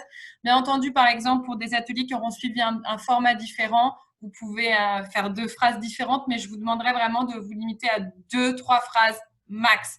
Et on va commencer donc dans l'ordre des ateliers, donc par l'atelier de Comi sur l'énergie. Bon, je partage. Je partage mon écran, Lucia. Non, à l'atelier 4. Quand tu... ok, excuse-moi. Oui, d'accord. Non, c'est enfin, à l'atelier, oui, à partir de l'atelier 3, là où tu es intervenu en fait. D'accord. Bonjour, du coup je suis Camille, la collègue de Comi. J'ai participé à l'atelier, donc je vais essayer de rapidement vous dire un peu ce dont on a, les échanges qu'on a eus. Il y a eu beaucoup d'échanges, donc c'est pas forcément facile de tout retransmettre. Ce qu'on a remarqué quand même, c'est qu'il y avait des choses qui se faisaient au niveau local, mais des associations, des personnes qui agissaient, mais qu'on n'était pas forcément connu du grand public. Et donc, on s'est posé la question de comment, c'est très général, mais sur ces aspects-là, comment se faire connaître du grand public, comment sensibiliser tout le monde, les personnes, voilà. Et là, pour comment aller au plus local pour se faire connaître. Et peut-être la deuxième chose c'est difficile de choisir que 2 choses. On a aussi parlé des énergies citoyennes, comment développer ça. Donc voilà, c'est ça, c'est cette question de se faire connaître pour développer ça. Mais c'est très bien, ça fait 2 leviers de résilience. C'est-à-dire que quand on parle d'énergie, la première chose, c'est de faire mieux connaître au grand public des dispositifs existants, pour que tout le monde puisse y en avoir accès, le levier de résilience 1. Et le levier de résilience 2, c'est la question des énergies citoyennes, notamment des initiatives qui existent déjà sur le territoire. J'ai bien résumé? Oui. Et on passe à l'atelier 2. On fera une restitution, j'imagine. Il y avait d'autres choses, mais j'imagine qu'on fera une restitution. À tous un compte-rendu plus global. Ouais, parfait. On passe à l'atelier 2, donc c'était l'atelier sur la démocratie.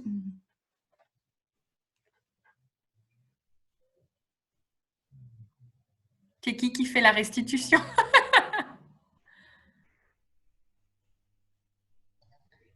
Régine? Anne-Lise? Ah non, moi j'étais pas en démocratie. Non, c'est Céline. Voilà. Céline ou Régine. Alors, c'est un peu compliqué parce que du coup, prendre les notes, tout fait en même temps. Donc, les leviers qui ont été vraiment… Donc, nous, notre atelier, c'était sur démocratie résilience et participation citoyenne. Et parmi les leviers qui ont été fortement mis en avant, il y a tout ce qui est éducation. L'éducation soit effectivement à l'école, mais également le fait que parfois l'éducation n'arrive pas à rentrer partout et peut-être parfois aussi dans les quartiers sensibles. Donc il faut vraiment que l'éducation passe par rendre les choses positives, qu'on rentre surtout dans le concret. Et vraiment ça qui a été mis. Et enfin voilà, c'est vraiment l'éducation qui est beaucoup ressortie comme levier et le fait qu'il fallait vraiment faciliter la proximité et les échanges pour pas qu'il y ait d'enclavement entre les populations sur une même commune, par exemple. Ah, c'était les deux grandes idées, moi, qui me sont revenues, mais voilà, on a pris des notes, comme ça, tout ce qui a été dit pourrait être partagé. Merci beaucoup, Céline. Merci, Céline, pour la synthèse. Juste un petit mot. Déjà, je tenais à m'excuser auprès des participants de l'atelier parce qu'on a été un peu brutalement freinés dans notre élan. Voilà, donc on n'a pas pu conclure. J'imagine qu'on n'est pas les seuls. Mais en tout cas, merci pour la qualité des échanges. Et effectivement, on a beaucoup insisté sur la notion de désenclavement entre culture, communauté, quartier, etc. Voilà, et notamment entre des communautés qui sont déjà assez avancées sur les questions de résilience, etc. et des quartiers plus fragiles. Ça, c'est hyper intéressant, le désenclavement comme facteur de résilience quand on parle de démocratie. Alors, pour l'atelier 3 et 4, je vais inviter Sophie à partager ces petits dessins qu'elle a pu faire quand elle a assisté aux ateliers.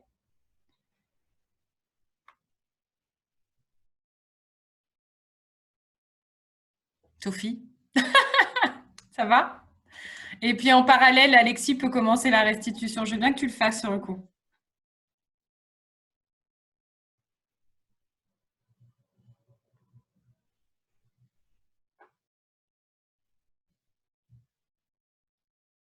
Alexis, tu veux que je le fasse ou tu le fais? Voilà, j'avais juste mon micro coupé, c'est beaucoup plus pratique quand il est en route. Vas-y. Deux idées principales qui sont sorties sur résilience climatique, donc c'est les enjeux d'aménagement urbain et de l'autre côté, donc ça c'était intéressant aussi, la notion de solidarité et de sobriété renforcée. Donc le fait que tout le monde peut agir aussi sur ce discours positif avec en filigrane derrière la responsabilité, on va dire, en termes de gouvernance et ta collectivité centre de recherche pour avoir un discours porté sur la nécessité de s'adapter et du soutien aux actions locales et des initiatives pour pouvoir libérer un petit peu ces énergies. Sur l'aménagement urbain, ce qui ressortait un petit peu, c'était les enjeux évidemment de revégétalisation par rapport aux îlots de chaleur, avec des aspects accès collectifs, les exemples des écoles aussi revégétalisées par exemple, mais qu'en tout cas tout le monde ait accès un petit peu à ces lieux de respiration. Il y avait un discours en filigrane sur les notions de densification en fait, quelle densification acceptable, sur lesquelles on n'a pas pu débattre vraiment, mais je pense qu'il mérite vraiment questionnement là-dessus aussi. La rénovation énergétique des bâtiments, tout ce qui va un petit peu autour, les matériaux, cette notion-là un petit peu, et la réduction des transports qui sont émetteurs de chaleur par ailleurs, et du coup qui repose la question des sobriétés en termes de déplacement, s'y confère le Covid. Sur tout ce qui est solidarité-sobriété, un point important qui était la mémoire des anciens finalement un petit peu aussi, de se dire bah voilà comment ça se passait avant, d'être sur cette solidarité et s'inspirer des pratiques historiques un petit peu qui peuvent exister de ce côté-là. Et il y a vraiment cette notion de sobriété énergétique, d'adaptation aussi au monde de l'entreprise qui doit redevenir solidaire et être accompagnant tout en ayant la carotte et le bâton derrière pour être sûr que Alexis, on est bon là, je pense. Et juste pour finir, du coup, la précarité climatique, chose qui va émerger, du coup, qui nécessite des dispositifs d'accompagnement importants pour pouvoir accompagner les plus démunis face à ces problèmes. Merci beaucoup, Alexis. En effet, on a aussi parlé de densification, que c'était impossible de remplir tous les objectifs en même temps. Je vous invite vraiment à redécouvrir les échanges des ateliers dans le cadre du compte-rendu qui vous sera envoyé à tous. Et puis pour tous ceux qui étaient frustrés parce que c'était trop court, je vous invite à ne pas hésiter dans le cadre du mouvement Val-de-Marne d'un mouvement pour le climat à co-organiser, proposer un moment d'échange ad hoc sur la thématique. Donc on continue sur alimentation. Oui. Bonjour à tous. Du coup, nous, le sujet, c'était l'accessibilité d'une alimentation durable et saine pour tous, et notamment dans les quartiers prioritaires.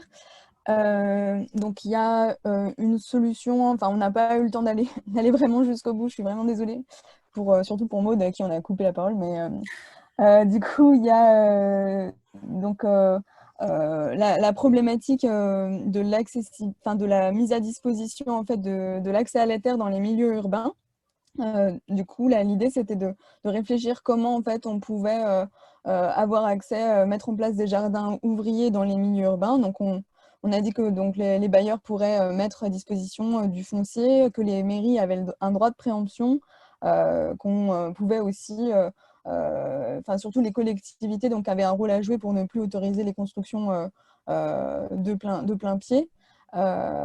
Et on a aussi abordé plusieurs autres sujets, notamment le levier de la cantine comme levier d'accès à une alimentation plus durable. Et on a notamment mis en avant le fait qu'il y avait beaucoup de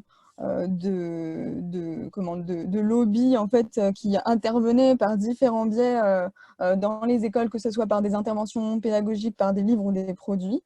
Et qu'il fallait absolument interdire la présence de l'industrie agroalimentaire dans cette partie-là, et qu'il fallait aussi éduquer les parents à l'alimentation durable pour renverser le rapport de force et faire en sorte d'intégrer plus de bio et d'alimentation locale dans les cantines.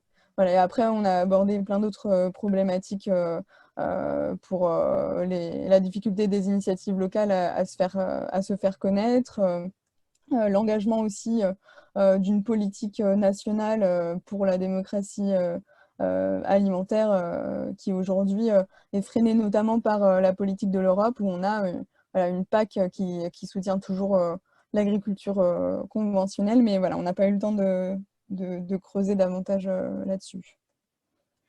Oui, il faudra prendre le temps de creuser, je pense.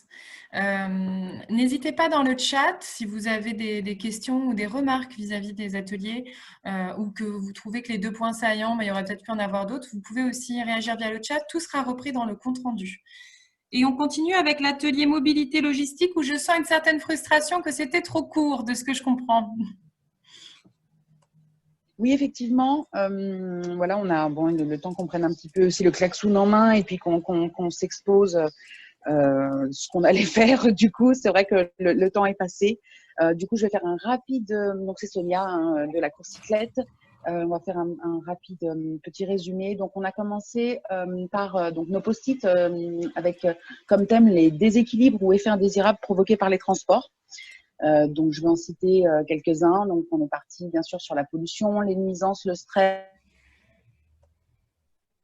marchandises, trop d'intermédiaires pour les marchandises alimentaires ou pas, un circuit alimentaire trop long, une incohérence du coup sur l'importation, le bruit, l'individualisme, le problème de stationnement, le coût et l'accessibilité. Et du coup, on avait commencé à regrouper ça en quelques petits groupes. Les petits groupes d'après. Donc, on a le premier thème, c'était donc pollution, gaz à effet de serre. Ensuite, l'occupation de l'espace public, donc l'engorgement, le stationnement, les heures de pointe, tout ça, on a regroupé. Et les îlots de chaleur, bien sûr, avec le surbétonnage. Ensuite, l'alimentation, la surconsommation, l'encombrement et la pollution que ça induit. Ensuite, les gâchis d'énergie, l'obsolescence programmée, l'usinage lourd et la production lourde, même pour ce qu'on appelle les énergies vertes, parce que du coup, avec ça, on est aussi en extraction et en perpétuel renouvellement. Donc, plus on améliore techniquement, plus on incite au renouvellement, par exemple pour les véhicules. Et ce qu'on gagne en performance, on le perd au niveau du volume avec les effets négatifs.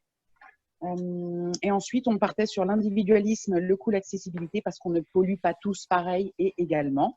Et puis du coup, le petit message est arrivé et on vous a rejoint. Navré. D'accord. Et ben, en tout cas, c'était très, très riche. Je pense qu'il y a aussi des initiatives, dont certaines que porte Myriam en Val-de-Marne, qui sont intéressantes, et ça vaudrait le coup d'avoir une rencontre ad hoc sur ce sujet-là, qui est très, très riche et qui nous affecte tous au final dans tous les aspects de notre quotidien. Et on va passer à l'atelier sur l'économie sociale et solidaire.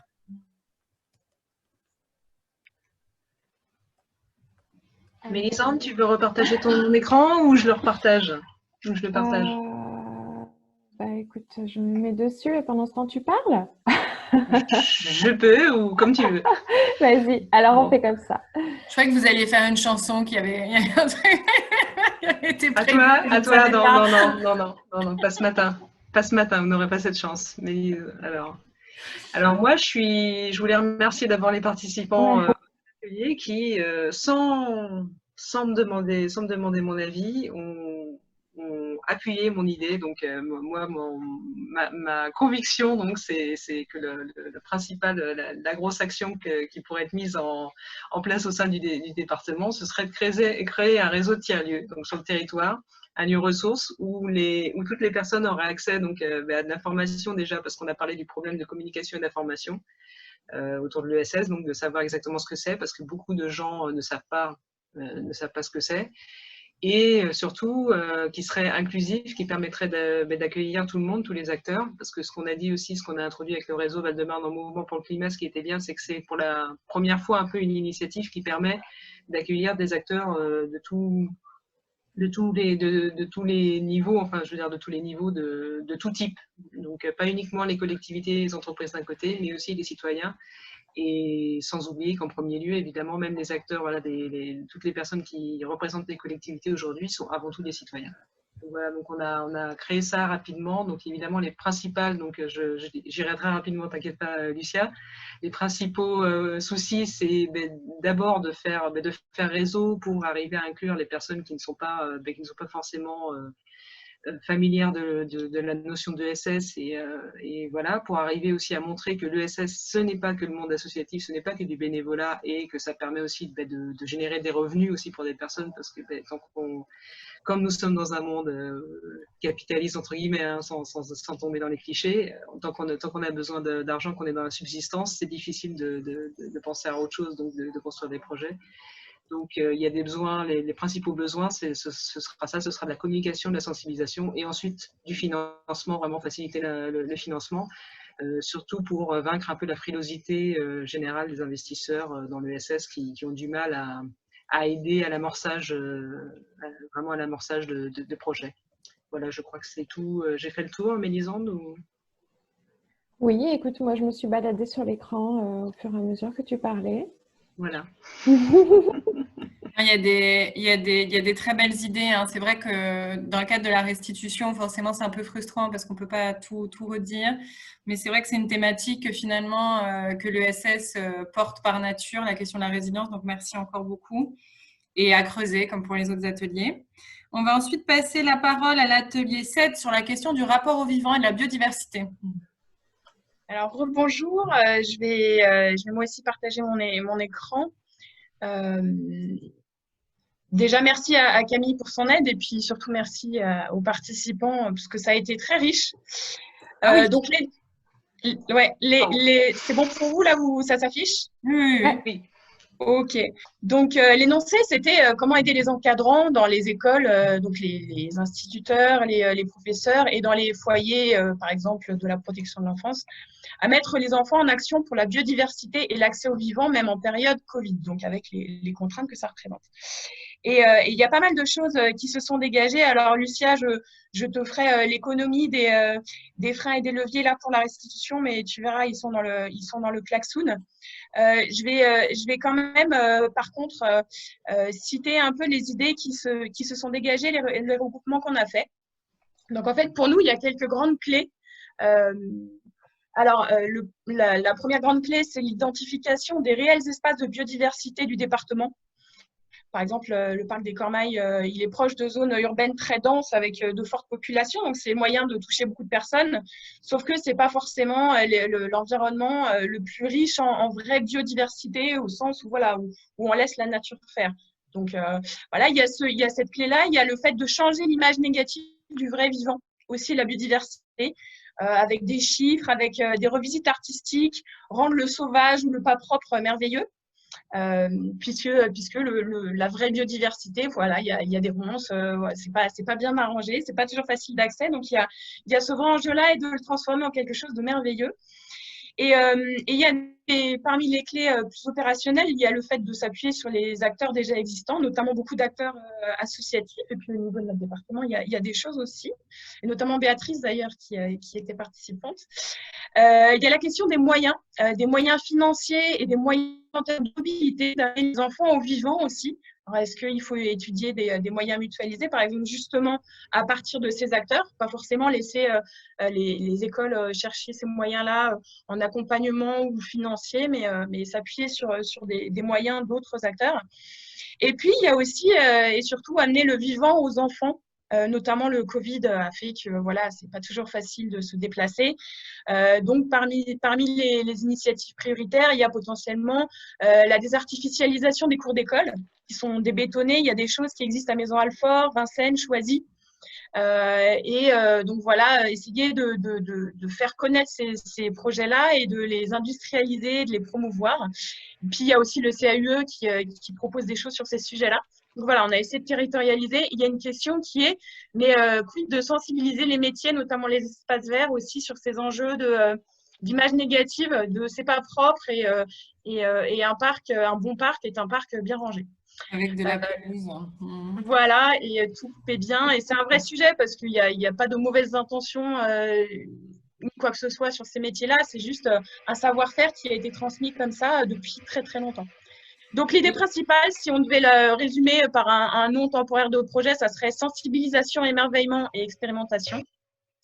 Et les premiers pas, ça serait identifier les acteurs et les moyens disponibles et aussi aller rencontrer les expérimentations de notre département et éventuellement celles en Belgique sur le concept d'école buissonnière.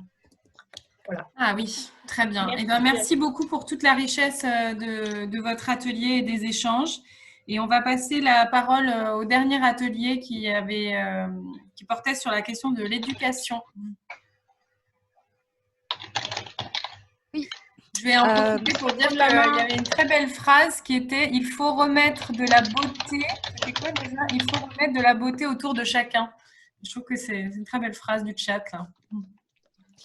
Donc, sur l'atelier éducation, je voulais remercier chaleureusement Marine Dessert de l'association Empreinte, donc en direct de Belgique, qui est encore avec nous, parce que j'ai pas eu le temps de la remercier à la fin de l'atelier, de remercier les participants. Donc nous, en fait, on a échangé sur les questions d'éducation, éduquer à la résilience, c'est quoi, qu'est-ce que ça implique. Et du coup, on a bénéficié de la présentation de l'outil donc Citimagine, qui est un outil qui permet de transformer notre ville pour réduire les consommations des ressources, trouver des alternatives face aux événements et aux crises climatiques, et qui est un outil qui est basé sur la coopération entre les équipes pour créer des liens et faire face à ces événements. Du coup, suite à la présentation de cet outil, on a réfléchi à, on va dire, les points forts en termes de posture qu'on devait adopter en tant qu'animateur, éducateur pour travailler sur ces questions avec les publics pour éviter justement l'effet trop catastrophisme et anxiogène de ce sujet. Et l'idée, c'était vraiment de travailler sur les émotions, donc c'est qui est ressorti en fait, sur les émotions, puisque c'est les émotions qui vont nous guider aussi face à ces crises et particulièrement aussi la question du lien, de la coopération, de la solidarité qui est aussi un des leviers forts de la résilience pour pouvoir justement faire face à ces crises. Donc c'est vraiment ces deux postures qu'on pense importantes de développer quand on éduque et qu'on sensibilise à la résilience. Et par ailleurs, on a essayé de réfléchir à un ancrage en fait par rapport au Val-de-Marne, de comment cet outil et cette question peut être développée. Et du coup, on s'est dit deux choses. Alors, je reprends nos notes. L'idée, ça serait de pouvoir utiliser cet outil entre adultes, peut-être entre structures, on va dire, de l'environnement, de l'écologie. Un test voilà, de faire un test entre nous et surtout, en fait, dans le jeu, vous avez plein d'initiatives qui sont proposées, d'alternatives et en fait, il y a des cartes vierges où on peut créer des alternatives, on peut inventer ces alternatives. Donc, l'idée, ça serait d'identifier toutes les alternatives en cours ou réussies dans le Val-de-Marne pour vraiment avoir un Citimagine versus 94. Ah, ça, oui. c'est la première idée. Et la deuxième idée, ça serait de pouvoir utiliser cet outil pour sensibiliser des associations qui ne sont pas des associations dans le champ de l'éducation, de l'environnement et de la résilience. Pourquoi pas à travers les ateliers animés par Projed. Voilà, donc c'était utiliser cet outil aussi pour sensibiliser les adultes. En fait, aujourd'hui, on a peu d'outils, on a beaucoup d'outils qui s'adressent aux enfants, Et l'avantage de cet outil, c'est que ça permet de sensibiliser les adultes et il faudrait vraiment en profiter pour essayer un maximum de sensibiliser les adultes à travers cette question. Voilà. Bon, merci Marianne. Alors, je voulais vous dire que je vais conclure la rencontre avec une grosse annonce, donc restez jusqu'à la fin. On était 84 quand on a commencé la rencontre, un petit peu plus même à un moment donné. Et aujourd'hui, maintenant on est 62, il est 12h04, donc on va conclure rapidement, mais je voulais déjà vous remercier tous ceux qui ont contribué à la rencontre, tous ceux qui ont animé les ateliers, tous ceux qui ont intellectuellement co-construit cette rencontre et l'ensemble des participants qui sont présents aujourd'hui. Merci pour vos contributions, merci pour vos apports, merci pour votre enthousiasme, merci pour tout. Voilà, c'était vraiment très enrichissant et le format, je dois vous avouer que moi je préfère qu'on se voit après autour d'un buffet, donc pour moi était assez restrictif, mais je trouve qu'on a quand même, j'ai senti de la convivialité autour de cette table virtuelle et je vous en remercie. On va repasser la présentation pour la conclusion. Et après, on ira manger. Ah.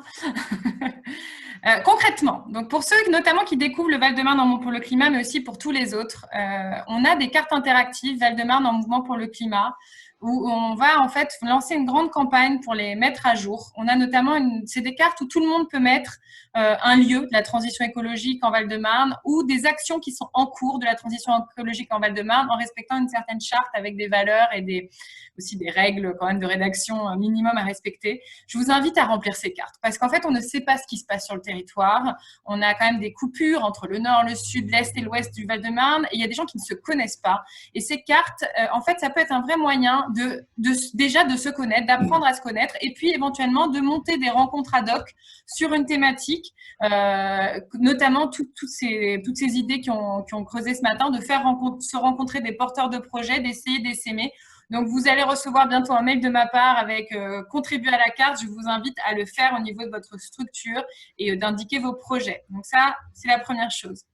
La deuxième chose, c'est que beaucoup d'entre vous ont pu ressentir de la frustration sur le fait qu'une thématique n'avait pas pu être abordée assez longtemps. Le réseau Val-de-Marne en mouvement pour le climat, il est participatif, c'est-à-dire que vous êtes MVE, vous êtes une association située dans X endroits, vous pouvez tout à fait organiser une rencontre, convier l'ensemble des membres du réseau et si vous avez besoin de co-organiser une rencontre, c'est-à-dire d'avoir un soutien pour organiser X ou Y format, bah, vous m'appelez et on le fera ensemble, que ça soit en format numérique tant qu'on est dans la crise, que ça soit en format itinérant pour rester à l'extérieur comme la rue est à nous et on espère un jour se revoir en vrai.